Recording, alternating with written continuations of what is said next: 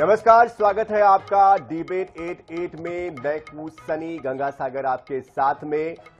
सरकारें आपके लिए और हमारे लिए कई तरह की योजनाएं जारी करती है ताकि आम जन के जीवन को आसान बनाया जा सके, वक्त के साथ चला जा सके, विकास हो सके। लेकिन धरातल पर जब ये उतरती है तो वो सोच उसी स्वरूप में साकार नहीं हो पाती है। कहीं ना कहीं वो योजना या तो बोझ बन जाती है या फिर धीरे धीरे दम तोड़ देती है। ऐसी ही एक योजना है जिसका नाम है उड़ान। उड़ान का फुल फॉर्म है उड़े देश का आम नागरिक, और जिसे अक्टूबर 2016 में लॉन्च किया गया, जिसका उद्देश्य था कनेक्टिविटी को बेहतर करना, वक्त बचाना, यात्रियों को सरल सुगम परिवहन देना। इसके तहत फरवरी 2026 तक यानी कि 10 सालों में 95 एयरपोर्ट्स बनाए गए, हेलीपोर्ट्स बनाए गए, वाटर एरोड्रम्स तक बनाए गए और 663 रूट्स पर विमानों का संचालन अब भी हो रहा है। ये 10 साल का आपको बता रहे हैं पूरा अब तक का जो विकास किया है। इस योजना के तहत 3.41 लाख फ्लाइट्स ऑपरेट्स की जा चुकी है। 1,62,00,000 यात्रियों ने इसमें सफर किया है। लेकिन ये उड़ान हर जगह सफल नहीं है और इसीलिए आज हम छत्तीसगढ़ के संदर्भ में बात कर रहे हैं, जहां पर 72 सीटर प्लेन को यात्री नहीं मिल पा रहे हैं। हफ्ते में 3 दिन फ्लाइट होती है और उसमें भी 20 से 30 यात्री ही सवार हो पा रहे हैं। कभी फ्लाइट को ही रद्द करना पड़ता है और इसीलिए आज का हमारा विषय है मिली उड़ान खाली विमान।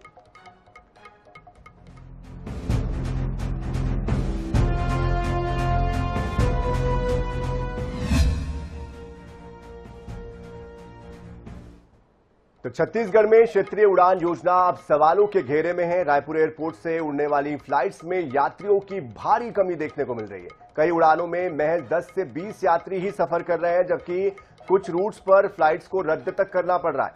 आखिर क्यों ये स्थिति बन रही है, क्यों यात्री नहीं मिल पा रहे हैं, देखिए इस रिपोर्ट में।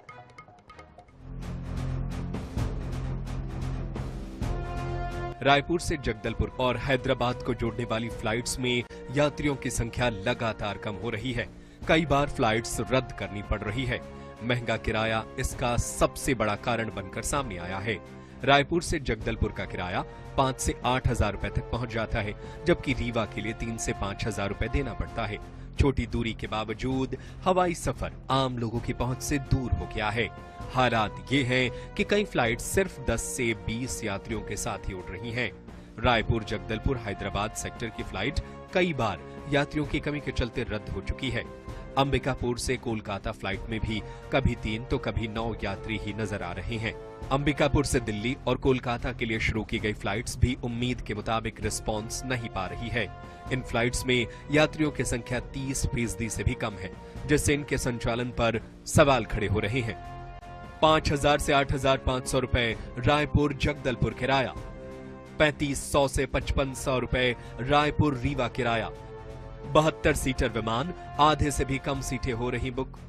30% से कम ऑक्यूपेंसी कई रूट्स पर। 3 से 9 यात्री अंबिकापुर कोलकाता फ्लाइट में। रीवा रूट पर हफ्ते में 3 दिन ही उड़ान। 7-8 फ्लाइट्स पर कम बुकिंग का असर। 2-3 बार तक फ्लाइट कैंसिल। 100% तक महंगा पड़ रहा पूरा सफर। समय सिर्फ महंगे किराए तक सीमित नहीं है, एयरपोर्ट से शहर तक पहुंचना भी महंगा पड़ता है। सस्ती पब्लिक ट्रांसपोर्ट सुविधा की कमी और महंगी टैक्सी के कारण पूरा सफर और महंगा हो जाता है। ऐसे में लोग ट्रेन और बस को ज्यादा बेहतर विकल्प मान रहे हैं।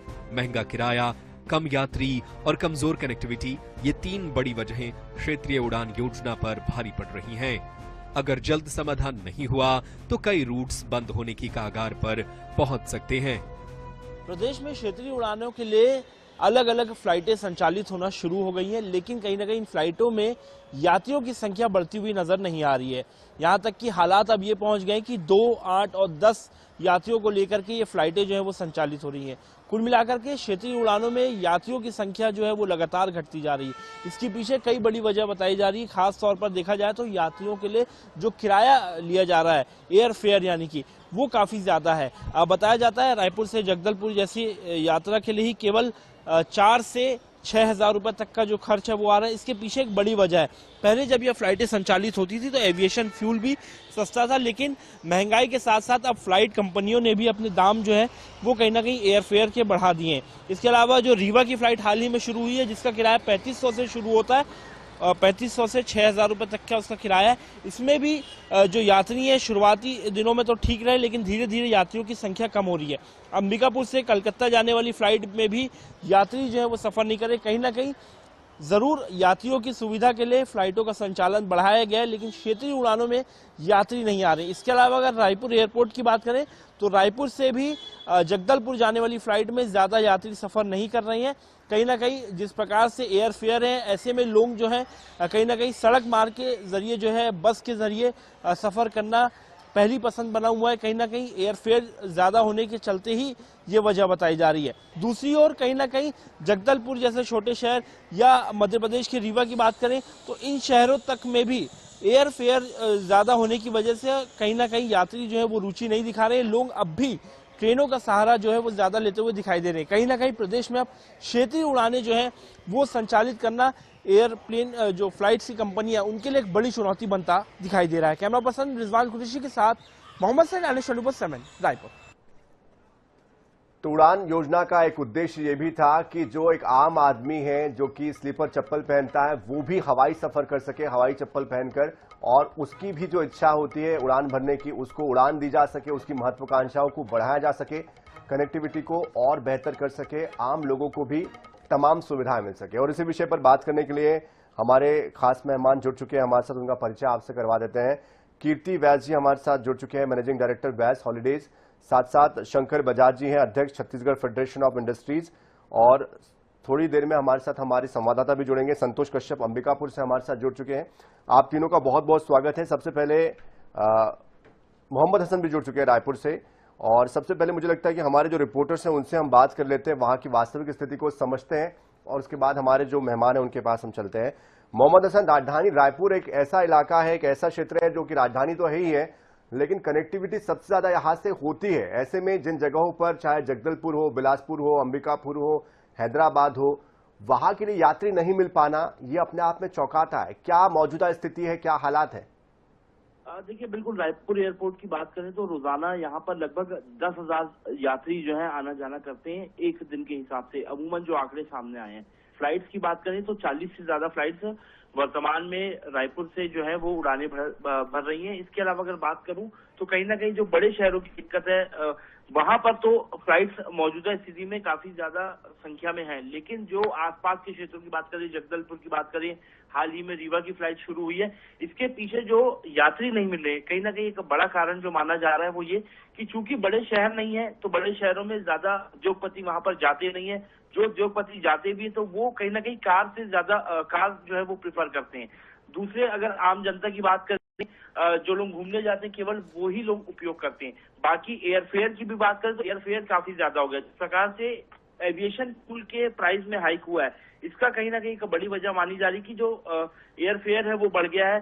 दिल्ली का फेयर जो आज से पहले 2-3 साल पहले 4,000-5,000 रुपए में फ्लाइट मिला करती थी, अब उसका एक बेस फेयर जो है वो केवल 6,000 से 6,200 से शुरुआत हो रही है। तो कहीं ना कहीं एयर फेयर बढ़ गया है। छोटे शहरों में उद्योगपति जो है अमूमन जो है वहां पर बड़ा उद्योग नहीं होता है, जिसके कारण वहां पर कहीं ना कहीं जो टूरिस्ट हैं या पर्यटक हैं उनकी संख्या कम है। इस वजह से कहीं ना कहीं फ्लाइटें नहीं चल पाती हैं, और जो फ्लाइटें मौजूदा स्थिति में चलती है वो 76-75 सीटर होती हैं, लेकिन यात्री जो है वो 20 से 25 मिलते हैं। तो कहीं ना कहीं एविएशन कंपनी, फ्लाइट की कंपनियों को जो है वो नुकसान उठाना पड़ता है। यही वजह मानी जाती है कि कहीं ना कहीं आर्थिक तौर पर कहीं ना कहीं जो है इसको सर्वाइवल के लिए मुश्किल हो रहा था, और इसलिए भी इस तरह से दिक्कतें आ रही है। लेकिन हमारे साथ चूंकि शंकर बजाज जी जुड़े हुए हैं, फेडरेशन ऑफ इंडस्ट्रीज के अध्यक्ष भी है। शंकर बजाज जी, आपसे समझना चाहते हैं कि उद्योग तो हर जगह पर, कैपिटल भले ही रायपुर हो, लेकिन चाहे जगदलपुर हो, अंबिकापुर हो, बिलासपुर हो, सभी जगह पर व्यापारी काम करते हैं। आखिर क्यों नहीं इसका फायदा व्यापारी उठा पा रहे हैं या आमजन उठा पा रहे हैं? बतौर अध्यक्ष आप कैसे देखते हैं इस विषय को?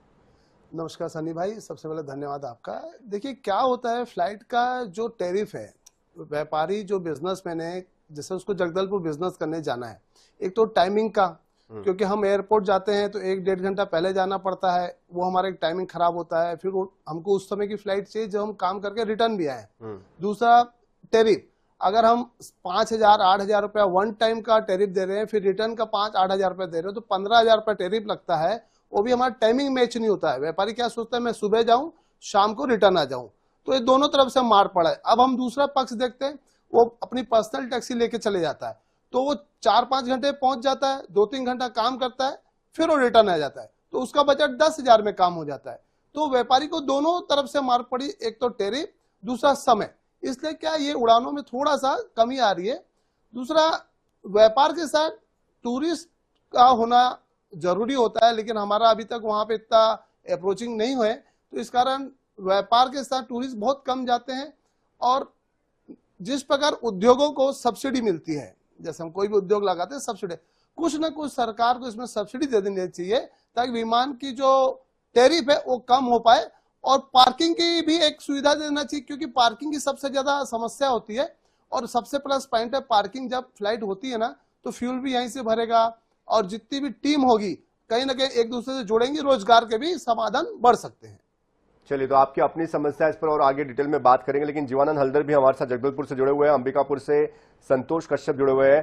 संतोष, अंबिकापुर में कितने यात्री मिल पा रहे थे, आखिर यहाँ पर क्या हालात बने हुए हैं, क्यों यहाँ पर यात्री कम हुए हैं, क्या इसके पीछे की वजह बताई जा रही है?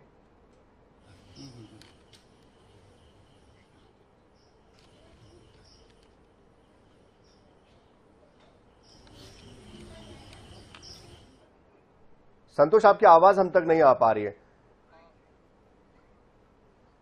जी बोलिए संतोष। बिल्कुल, देखिए फनी जो है, अंबिकापुर से जब उड़ान योजना के तहत सबसे पहले अगर फ्लाइट उड़ाई गई थी, तो अंबिकापुर बिलासपुर रायपुर के लिए फ्लाइट उड़ाई गई थी। फ्लाइट भी कंपनी की वो जहाज थी जिसे उड़ाया गया, 19 सीटर विमान थी। हालांकि कुछ दिन चली और उसके बाद जो कंपनी थी उन्होंने जो परिचालन था बिलासपुर रायपुर के लिए वो बंद कर दिया था। लेकिन 6 महीने के बाद एक उम्मीद की किरण जगी थी एयरलाइंस की, जब कंपनी ने अंबिकापुर से दिल्ली और कलकत्ता के लिए सीधी फ्लाइट का यहाँ के रहवासियों को तोहफा दिया। इसके बाद से अगर पहले दिन की हम बात करें, तो जिस समय जो सरगुजा सांसद चिंतामणि महाराज थे, उन्होंने भी उस फ्लाइट पे सफर किया, तो उनके साथ कुछ कुल अगर हम बात करें तो अंबिकापुर से लगभग 35 से 36 जो पैसेंजर थे वो दिल्ली के लिए अंबिकापुर से रवाना हुए थे। ये जो फ्लाइट थी फनी, ये बिलासपुर से अंबिकापुर पहुंची थी और अंबिकापुर से दिल्ली के लिए उड़ान भरी थी। तो कहीं ना कहीं इस फ्लाइट में बिलासपुर के भी पैसेंजर थे, अंबिकापुर से लगभग 35 थे।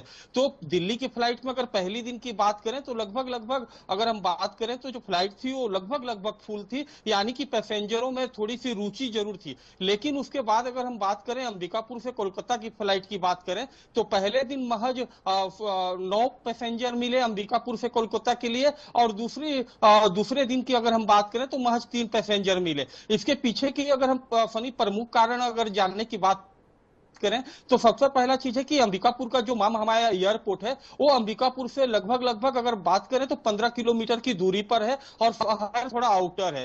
अगर एयरपोर्ट और अंबिकापुर शहर से अगर जुड़ने की बात करें, तो अगर एयरपोर्ट जाना किसी व्यक्ति को है तो कोई ट्रांसपोर्ट का साधन वहां पर नहीं है। आपको निजी वाहनों से एयरपोर्ट तक पहुंचना होगा, उसके बाद आप फ्लाइट की सेवा ले सकते हैं। तो कहीं ना कहीं जो ट्रांसपोर्टिंग है वो एक प्रमुख कारण है कि पैसेंजर घट रहे हैं। उसके साथ ही अगर हम बात करें तो अंबिकापुर से दिल्ली का जो किराया निर्धारित किया गया था 6,000 से 6,500 रुपए, और जो फ्लाइट की टिकट का किराया था, वहीं अगर कोलकाता अंबिकापुर की हम बात करें तो 5 से 6,000 रुपए फेयर यहाँ का किराया रखा गया था। तो कहीं ना कहीं जो एक किराया है वो भी जो सरगुजा जो संभाग है, आदिवासी बहुमूल्य क्षेत्र है, तो कहीं ना कहीं जिस प्रकार जाहिर सी बात है बहुत सारी व्यवहारिक दिक्कतें हैं, लेकिन हमारे साथ बने रहिए आप। कीर्ति व्यास जुड़े हुए बहुत देर से वो इंतजार कर रहे हैं, उनके पास जाना चाहूंगा मैं।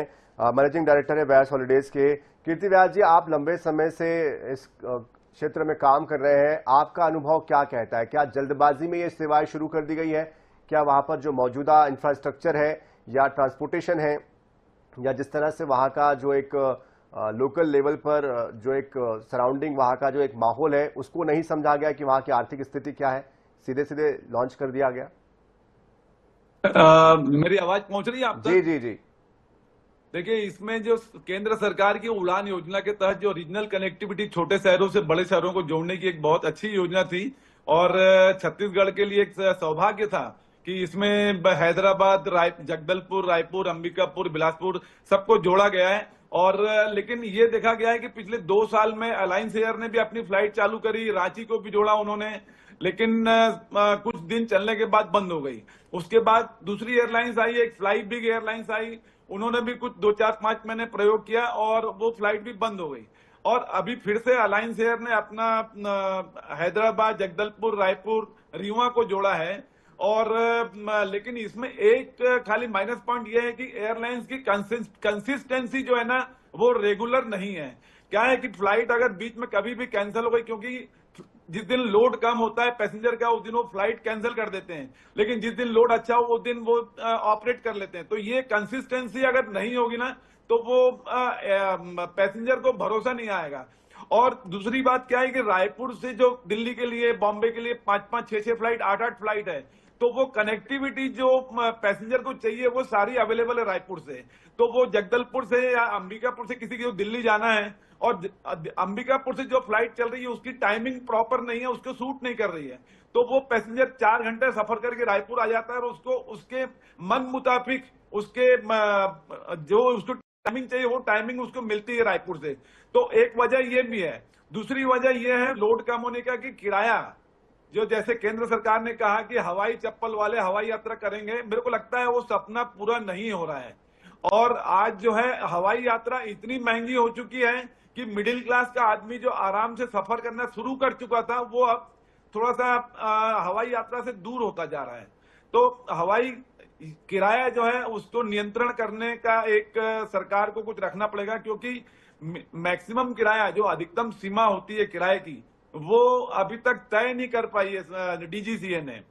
तो वो कैप जब तक नहीं आएगी, एयरलाइंस के ऊपर कोई कंट्रोल नहीं होगा, तब तक ये फ्लाइट जो है छोटे छोटे शहरों से कनेक्टिविटी किया है इन्होंने रीजनल कनेक्टिविटी उड़ान योजना के तहत, वो सक्सेस नहीं होगी। ये सुविधा बहुत अच्छी, सरकार ने प्रयास अच्छा किया है, योजना अच्छी है, इम्प्लीमेंटेशन जो है वो सही नहीं हो पा रहा है इसका, उसको सही तरीके से खाके में नहीं बैठा पा रहे हैं हम, शायद उसको क्रियान्वित करने में दिक्कतें हो रही है, व्यवहारिक दिक्कतें हैं, उसके ऊपर काम करने की जरूरत है। आपका अनुभव ये कहता है?